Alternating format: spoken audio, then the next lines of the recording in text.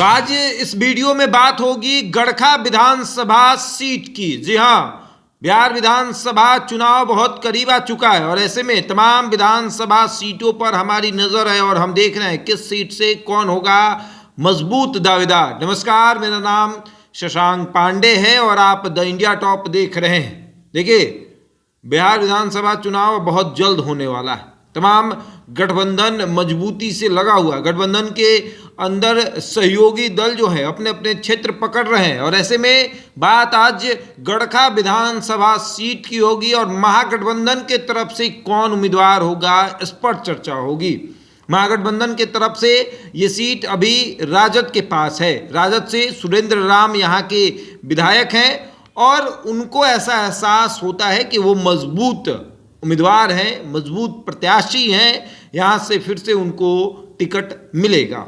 देखिए, सुरेंद्र राम को 2020 में 84,412 वोट मिले थे, तो वहीं वहाँ भारतीय जनता पार्टी दूसरे नंबर पर रही थी। ज्ञानचंद्र मांझी को वोट मिले थे 73,475 वोट, लगभग 8,000 से ज़्यादा वोटों से सुरेंद्र राम की जीत हुई थी। और अब सुरेंद्र राम के सामने एक बड़ा कॉम्पिटिटर आ गया है। सुरेंद्र राम के सामने एक बड़े कॉम्पिटिटर ने अपना पांव जमा लिया है और इसको लेकर बताया जा रहा है कि कुछ भी हो सकता है। देखिए, गड़खा विधानसभा सीट उतनी यूं कहें कि ज़्यादा चर्चा वाली सीट नहीं है, रिजर्व सीट है, ज़्यादा चर्चा नहीं होती है, लेकिन इस बार चर्चा होगी।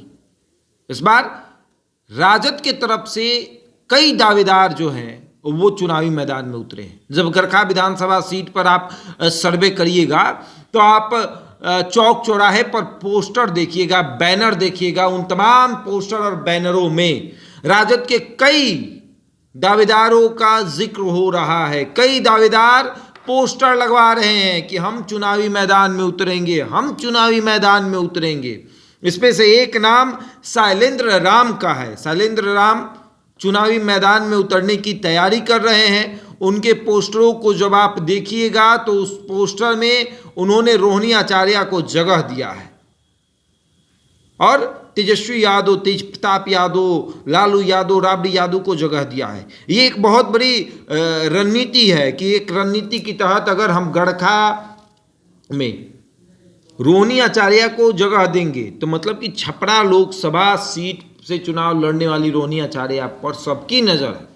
बहुत कम वोटों से चुनाव हारी थी रोहिणी आचार्य और अब चर्चा ये हो रही है कि रोहिणी आचार्य जो है वो चुनावी मैदान में जब उतरी थी तब तमाम विधायक उनके साथ थे और उस समय शैलेंद्र राम भी रोहिणी आचार्य के साथ साथ घूम रहे थे। क्षेत्र में अच्छी पकड़ है और इस बार तेजस्वी यादव ने क्या कहा है कि अगर आपका काम नहीं बोलेगा तो टिकट कट जाएगा, काम करिएगा तो टिकट मिलेगा, काम नहीं करिएगा तो टिकट कट जाएगा।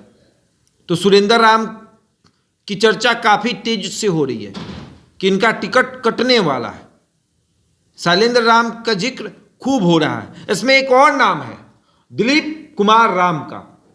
दिलीप कुमार राम भी काफ़ी तेजी से आगे बढ़ रहे हैं। उनकी चर्चा खूब हो रही है कि वो भी उम्मीदवार हो सकते हैं, उनकी भी चर्चा हो रही है। ये रिजर्व सीट है। वहीं भारतीय जनता पार्टी की तरफ से भी 3-4 नाम आ रहे हैं, वो हम आपको अगले वीडियो में बताएंगे। लेकिन इसमें सिर्फ राजद की चर्चा करें तो राजद में सुरेंद्र राम के सामने शैलेंद्र राम और दिलीप राम खड़े हो गए, यानी राम को राम ही काटेंगे और ये तेजस्वी तक बात पहुंच चुकी है। अभी कार्यकर्ता दर्शन कार्यक्रम में तेजस्वी जब तमाम जगहों पर घूम रहे थे तो उनकी नज़र गड़खा पे गई, तो उन्होंने देखा कि काम क्या हुआ है। और ये सुरेंद्र राम मंत्री भी रहे हैं, जो 17 महीनों की सरकार रही उसमें सुरेंद्र राम मंत्री रहे। तो सवाल ये भी है कि आपने 17 महीने में अपने क्षेत्र में कितना काम किया, और गड़खा में अगर काम नहीं हुआ तो आपका टिकट तो कटेगा भैया। और क्षेत्र में इनको लेकर चर्चा है कि कई बार के विधायक हैं लेकिन इनका काम उतना नहीं बोलता है, ये उतना अच्छे ढंग से काम नहीं करते हैं। तो ऐसे में शैलेंद्र राम की दावेदारी मजबूत हो जाएगी और जब शैलेंद्र राम की दावेदारी मजबूत होगी तो फिर दिक्कत होगा। शैलेंद्र राम वहाँ के एक बड़े समाज सेवी हैं, घूमते रहते हैं, अपना जनाधार है, वोट बैंक है उनके पास, तो उन पर भी दाव लगाया जा सकता है। दिलीप कुमार राम भी घूम रहे हैं, उन पर भी दाव लगाया जा सकता है। तो ये लोग, और इनके पोस्टरों में आप देखिएगा तो लिखा गया है शैलेंद्र कुमार राम, गड़खा विधानसभा सीट, भावी उम्मीदवार, भावी प्रत्याशी। इस बात का जिक्र है और खूब चर्चा हो रही है। रोहिणी आचार्य को पोस्टर में जगह मिल रही है, तो चर्चा तो खूब हो रही है। अब देखिए गड़खा विधानसभा में क्या होगा, क्या राम पर राम भारी पड़ेंगे, देखने वाली बात होगी। बहरहाल इस खबर में इतना ही। बने रहे हमारे साथ और देखते रहे द इंडिया टॉप।